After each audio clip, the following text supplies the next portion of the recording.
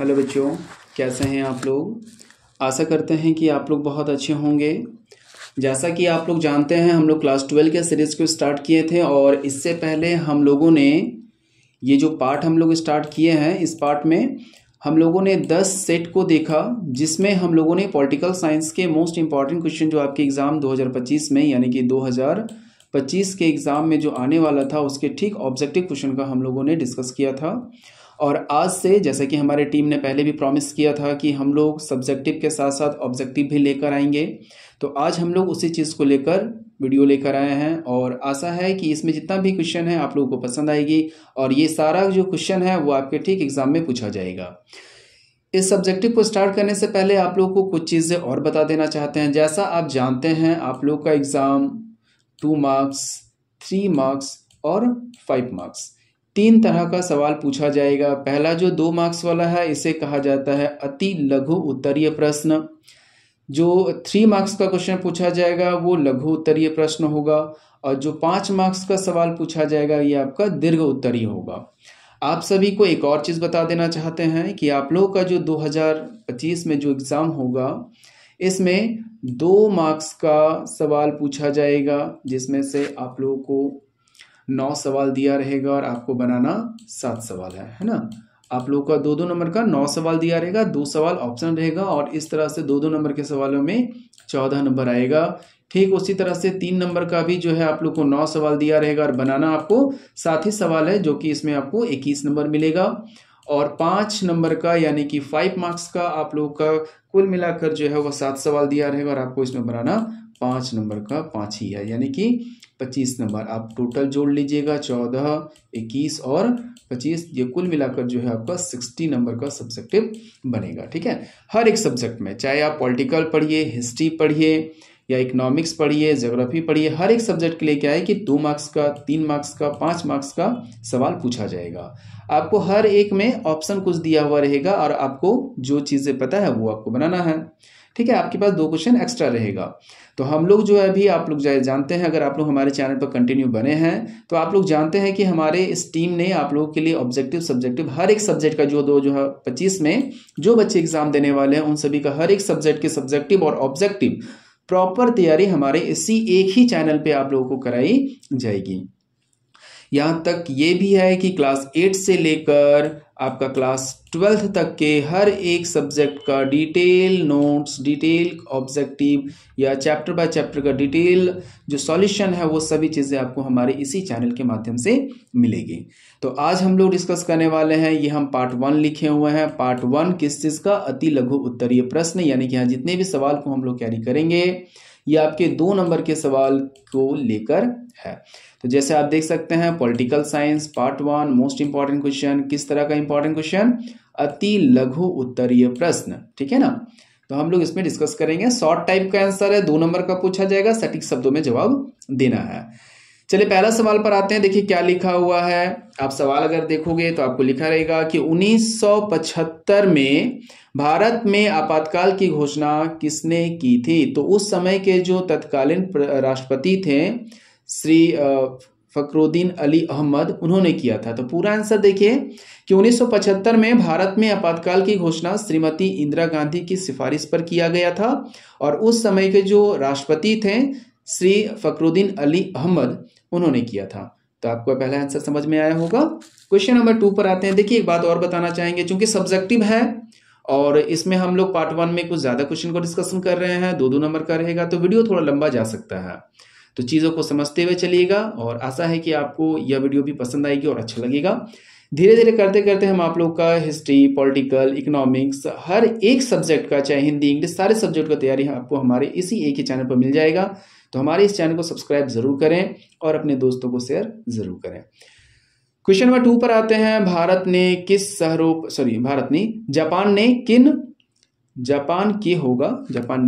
Japan की, आप ठीक कर लीजिए, जापान के किन शहरों पर परमाणु बम गिराए गए थे? तो जापान का 2 शहर था जिनका नाम था हिरोशिमा और नागासाकी। जब दूसरा विश्व युद्ध खत्म हुआ था, यानी दूसरे विश्व युद्ध की जो समाप्ति हुई थी, उस समय जापान के 2 शहर हिरोशिमा और नागासाकी यानी 2 जगहों पर परमाणु बम गिराया गया था। और ये कौन गिराया था? अमेरिका ने गिराया था। कब गिराया था? दूसरे विश्व युद्ध की समाप्ति पर, यानी 1945 पर। ठीक है, आगे बढ़ते हैं। दक्षिण एशिया के सबसे बड़े देश का नाम क्या है? तो देखिए आंसर क्या होगा, हमारा प्यारा भारत, है ना। दक्षिण एशिया के सबसे बड़े देश का नाम भारत है। आगे बढ़ते हैं। जय जवान जय किसान का नारा किसने दिया था? तो आंसर देखिए, जय जवान जय किसान का नारा प्रधानमंत्री लाल बहादुर शास्त्री ने दिया था। ठीक है, आशा है समझ में आया होगा। अगला सवाल पर आते हैं। सोवियत संघ का विघटन किस वर्ष हुआ था, यानी कब हुआ था? तो आंसर है संघ का विघटन 1991 में हुआ था। ठीक है, तो आंसर क्लियर होगा। क्वेश्चन नंबर 6 पर आते हैं। संपूर्ण क्रांति आंदोलन के साथ किस नेता का नाम जोड़ा जाता है? तो सबसे लोकप्रिय नेता है, देखिए आंसर देखिएगा, संपूर्ण क्रांति आंदोलन के साथ लोकनायक जयप्रकाश नारायण का नाम जोड़ा जाता है। क्लियर है। क्वेश्चन नंबर 7 पर आते हैं। 7 में क्या है? बांग्लादेश को स्वतंत्रता कब मिली थी? तो 1971 में मिला था। ठीक है, क्वेश्चन 8 पर आते हैं। संविधान का कौन सा अनुच्छेद जम्मू और कश्मीर को विशेष राज्य का दर्जा देता है? देखिए 370 आर्टिकल था, जिसे मोदी जी के शासनकाल में उसे हटा दिया गया था। तो पहले का क्वेश्चन है, इंपॉर्टेंट भी था, यहाँ पे था हो जाएगा कि संविधान का कौन सा अनुच्छेद जो है जम्मू कश्मीर को विशेष अधिकार देता था, देता है नहीं, अब खत्म हो चुका है। आंसर अनुच्छेद 370 यानी आर्टिकल 370 में जम्मू कश्मीर को विशेष राज्य का दर्जा दिया गया था। और ये विवादित कारण दिया गया था, आपको मालूम होगा जम्मू कश्मीर के जो अंतिम राजा थे हरि सिंह, और उस समय जिस तरह से स्थिति थी भारत और पाकिस्तान के कारण, इसलिए 370 का अनुच्छेद लागू किया गया था, लेकिन इसे मोदी जी के शासनकाल में हटा दिया गया। ठीक है, क्वेश्चन नंबर आते हैं आपका आगे 9 नंबर पे। योजना आयोग का अध्यक्ष कौन होता है? तो देखिए किसी भी देश में, यानी हमारे भारत देश में योजना आयोग का गठन कौन होता है? अध्यक्ष प्रधानमंत्री। ठीक है, तो इसका भी आंसर क्लियर होगा। आगे बढ़ते हैं क्वेश्चन नंबर 10 पर। नेशनल कांग्रेस, है ना, आप इसको ठीक कर लीजिएगा, कांग्रेस होगा। नेशनल कांग्रेस किस राज्य की मुख्य राजनीतिक पार्टी है? तो ये आपका आंसर हो जाएगा जम्मू और कश्मीर। पूरा बना के लिखा हुआ है, नेशनल कांग्रेस जम्मू और कश्मीर की मुख्य राजनीतिक पार्टी है। आप इसको वर्ड को ठीक करते हुए चलिएगा, टाइपिंग मिस्टेक हुआ है। ठीक है, आगे बढ़ते हैं क्वेश्चन नंबर 11 में। गठबंधन सरकार क्या है? मौजूदा समय में देखा जाए 2024 का जो इलेक्शन हुआ अभी, ये कुछ अजीब ही रहा है। हालांकि मोदी जी की पार्टी जीती, लेकिन वो गठबंधन से जीती है ना। तो चलिए देखते हैं गठबंधन सरकार क्या होता है। जब 2 या 2 से अधिक पार्टियां, तो आप राजनीतिक पार्टियां लिख सकते हो, जब 2 या 2 से अधिक राजनीतिक पार्टियां आपसी सहमति से साझा कार्यक्रम के आधार पर चुनाव लड़ती है तथा सरकार बनाती है, तो उस प्रक्रिया को क्या कहते हैं? गठबंधन सरकार। ठीक है, चलिए आगे बढ़ते हैं। मानवाधिकार कितने प्रकार के होते हैं? तो आंसर देखते हैं। मानवाधिकार घोषणा पत्र में 20 अधिकारों की सूची बनाई गई है, जिसमें से कुछ क्या है? जीवन की सुरक्षा का अधिकार, दास्ता का अधिकार माने दास्ता से स्वतंत्रता का अधिकार, न्याय प्राप्त करने का अधिकार, पारिवारिक जीवन का अधिकार और आवागमन का अधिकार। ठीक है, आगे बढ़ते हैं। क्वेश्चन नंबर है 13 में। सार्क के प्रमुख कितने देश हैं? तो सार्क का कुल मिलाकर जो है 8 प्रमुख देश हैं।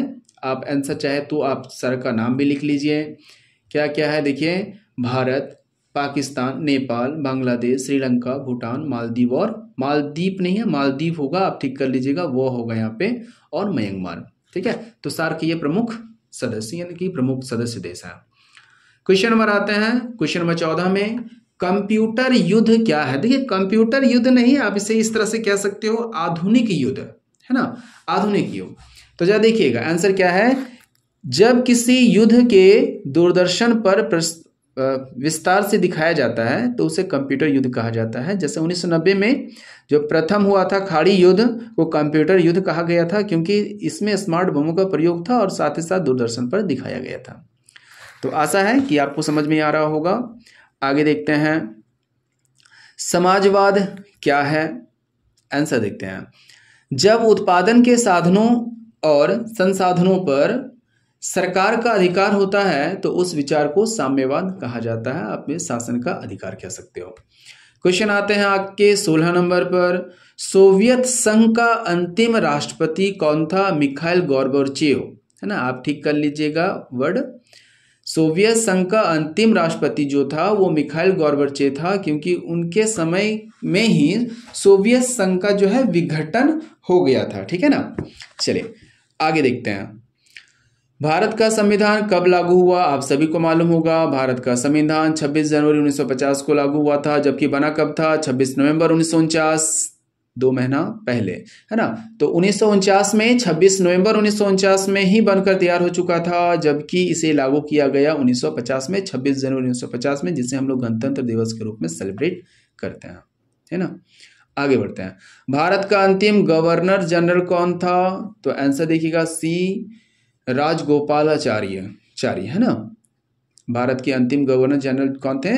सी गोपालाचार्य, मैंने राजगोपालाचारी।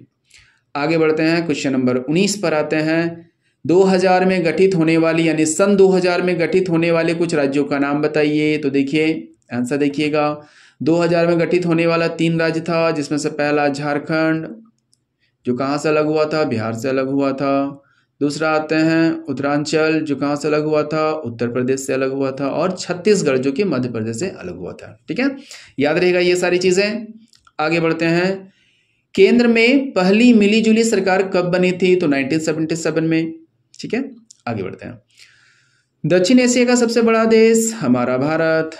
आगे है, आसियान का क्या अर्थ होता है ना। आसियान का क्या अर्थ होता है? तो देखिए इसका फुल फॉर्म भी है, association of India south Asian and African Nations.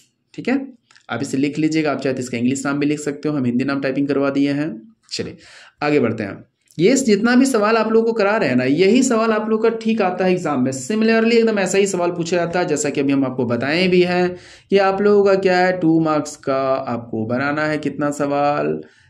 7 सवाल ही बनाना है। हम आपको इतना सारा सवाल करा रहे हैं, एकदम श्योर मान के लिए कि आपका इससे बाहर कुछ नहीं आएगा। इससे बाहर मतलब कुछ भी नहीं। ठीक है, तो आप बस इस वीडियो को और इस तरह का जो भी हम लोग इस सीरीज में डालेंगे, ये क्लास 12th का जो सीरीज है, इसमें जो भी डालेंगे आप इसे जाकर अच्छे से कॉपी में लिख लीजिए और एक बार जरूर पढ़ लीजिएगा। एग्जाम में सटीकली यही सवाल पूछा जाएगा। ठीक है, आगे बढ़ते हैं। भारत में कितने राज्य और कितने संघीय अंचल है? तो भारत में देखिए 28 राज्य और 6 संघीय अंचल मौजूद है। आगे बढ़ते हैं। हरित क्रांति का नकारात्मक प्रभाव बताइए। हरित क्रांति आप लोग जानते हो, लेकिन इसका बुरा प्रभाव क्या रहा? तो इसका बुरा प्रभाव यही रहा कि किसानों को, जो जरूरतमंद किसान थे, उनके पास ये फायदा नहीं पहुंच पाए थे। जब देश में कोई व्यवस्था चलती है तो जाहिर सी बात है कि सभी लोगों को फायदा नहीं हो पाता है ना। क्वेश्चन नंबर आते हैं आपका 26 पे। लिखा है, पूंजीवाद गुट का नेतृत्व कौन सा देश कर रहा था? तो यूएसए, यानी कि संयुक्त राज्य अमेरिका। ठीक है, आगे बढ़ते हैं। क्वेश्चन नंबर 27 में, व्यापक परमाणु परीक्षण प्रतिबंध संधि कब लाए गए? माने कि परमाणु परीक्षण का संधि व्यापक माने अधिक मात्रा में कब लाया गया था? 1995 में। आगे बढ़ते हैं।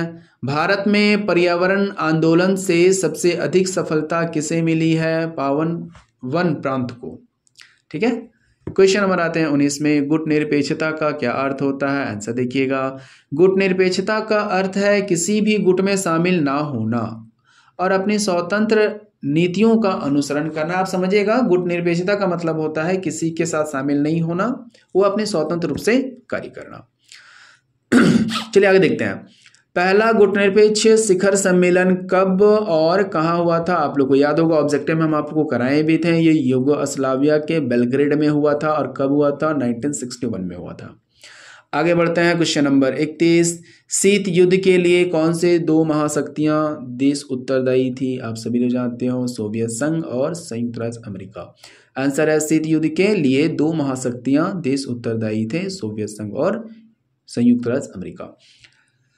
आगे बढ़ते हैं। शीत युद्ध काल में पश्चिमी और पूर्वी गठबंधन के क्या क्या नाम थे? तो जरा देखिए, शीत युद्ध में पश्चिमी गठबंधन को नाटो कहा जाता था और पूर्वी गठबंधन को वार्सा संधि कहा जाता था। ठीक है ना, ये 2 चीजें आता है, ये सटिकली है, एग्जाम में अक्सर पूछता है, एक बार जरूर आप लोग ध्यान दीजिएगा।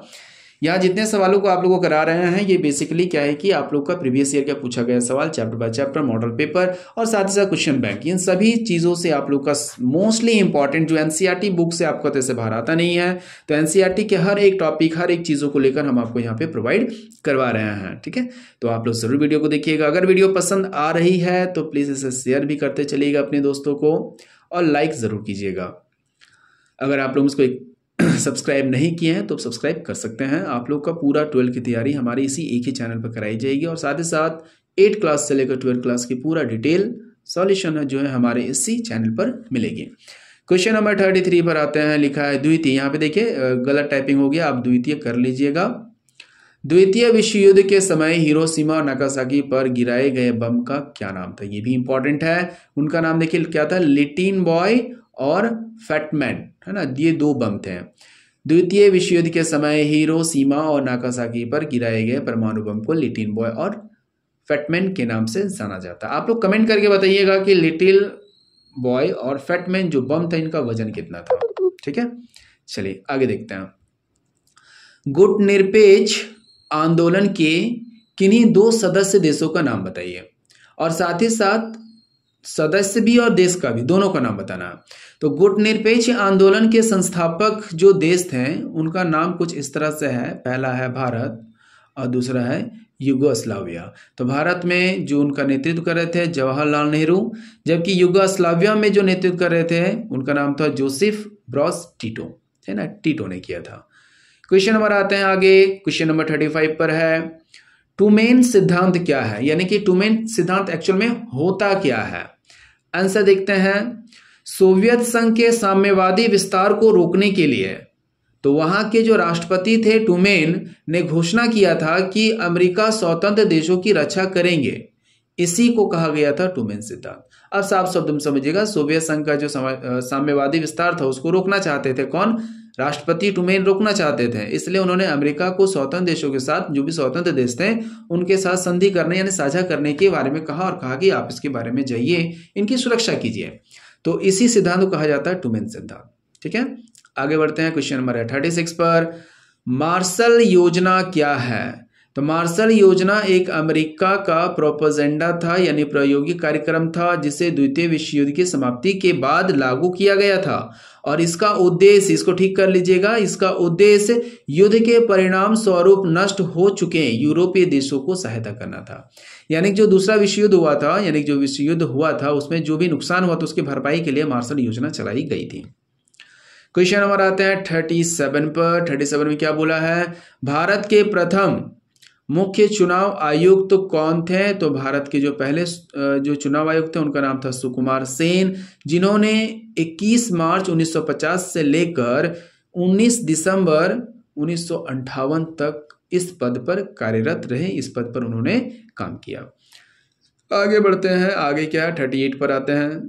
यूएनओ का सुरक्षा में कितने अस्थायी और कितने गैर अस्थायी देश है? तो यूएनए में अगर देखा जाए तो 5 अस्थायी देश होते हैं और कुल मिलाकर 10 जो है गैर अस्थायी देश होते हैं। देखिए आंसर देखिएगा, 5 अस्थायी सदस्य होते हैं, चीन, फ्रांस, रूसी संघ, यूनाइटेड स्टेट किंगडम और संयुक्त अमेरिका। ये आपके 5 जो अस्थायी है, जबकि 10 होते हैं गैर अस्थायी। आप कमेंट करके बताइएगा कि इसका 10 गैर अस्थायी सदस्य कौन कौन सा है। आगे बढ़ते हैं 39 पर। यूएनओ का मुख्य उद्देश्य क्या है? तो यूएनओ का पूरा नाम है यूनाइटेड नेशन ऑर्गेनाइजेशन। इसका मुख्य उद्देश्य क्या है कि वैश्विक शांति और सुरक्षा बनाना और साथ ही साथ लोगों की भलाई को बढ़ावा देना यानी लोगों की सहायता के लिए आगे बढ़ना। तो आप लोगों के लिए आप यहाँ लिख सकते हो लोगों की भलाई को बढ़ावा देना। ठीक है, ये स्टैटिकली 2-2 नंबर का पूछा जाता है, इसलिए आप लोग कोशिश कीजिएगा कि 50 वर्ड से कम रहे तो ज़्यादा बढ़िया रहेगा, क्योंकि सटीक आंसर लिखा जाता है। जितना पूछा जाए केवल उतना ही अगर लिखोगे तो आपके लिए बेस्ट होगा। ठीक है, तो यहाँ जितने भी सवाल को हम लोगों ने डिस्कस किया वो सभी शॉर्ट वर्ड में लिखा है, ज़्यादा बड़ा लिखने की आवश्यकता नहीं है। अंतिम सवाल, और इस सेट का 40 क्वेश्चन हम लोग इस तरह का बहुत सारा सेट लेकर आएंगे और आज का जो पहला सेट था इसमें हम लोगों ने कुल मिलाकर 40 क्वेश्चन का डिस्कशन किए हैं। दूसरा सेट भी आएगा तो आपका 40 क्वेश्चन डिस्कशन होगा। इस तरह से 2-3 सेट लाएंगे तो अब 2 मार्क्स के लिए इतना काफ़ी रहेगा जितना आपके एग्जाम के लिए बेस्ट फॉर्मेटली रहेगा। अब बस 2-3 वीडियो देख लीजिएगा, आपका बस कंप्लीट हो जाएगा तैयारी। तो हम तो बोलेंगे कि वीडियो तो देखिए, लेकिन वीडियो में बताया गया जितनी भी बातें हैं उन सभी की एक बार ज़रूर पढ़िएगा और साथ ही साथ नोट्स ज़रूर बनाइएगा। आप लोगों ने अपना अपना नोट्स भी बनाया होगा, आप उस नोट्स से मिलाते हुए चलिएगा और कमेंट में ज़रूर बताइएगा कि सर कैसा लग रहा है वीडियो ये, ठीक है। लास्ट सवाल पर देखिए क्या है, सोवियत संघ की राजनीतिक व्यवस्था किसकी विचारधारा पर आधारित थी। तो सोवियत संघ की जो राजनीतिक विचारधारा है वो समाजवादी विचारधारा पर आधारित है। तो ये आज का आपका कुल मिलाकर जो है वो 40 सवाल का हम लोगों ने डिस्कस किया है। इसका दूसरा वीडियो कल इसी टाइम पर आप लोग को मिल जाएगा, जिसमें हम लोग पार्ट 2 रहेगा, अति लघु उत्तरीय का ही पार्ट 2 रहेगा, जिसमें 41 से स्टार्ट करेंगे या तो सीरीज 1 से फिर से स्टार्ट करेंगे, जिसमें फिर से हम लोग 40 क्वेश्चन का डिस्कशन करेंगे। तो इस तरह से अगर हम लोग देखते हैं तो हम लोग जितना जल्दी हो सके सारे सब्जेक्ट की तैयारी प्रॉपरली तरीके से कर सकते हैं। तो हमारे चैनल के साथ बने रहिए। अगर कोई नए होंगे तो उन्हें आप सब्सक्राइब जरूर कर लीजिए चैनल को, अपने दोस्तों को शेयर जरूर कीजिए और स्टडी एकदम बेस्ट फॉर्मेट में कीजिए और रिजल्ट एकदम फाड़ कर लाइए। फिर मिलते हैं नेक्स्ट वीडियो के साथ, तब तक के लिए जय हिंद।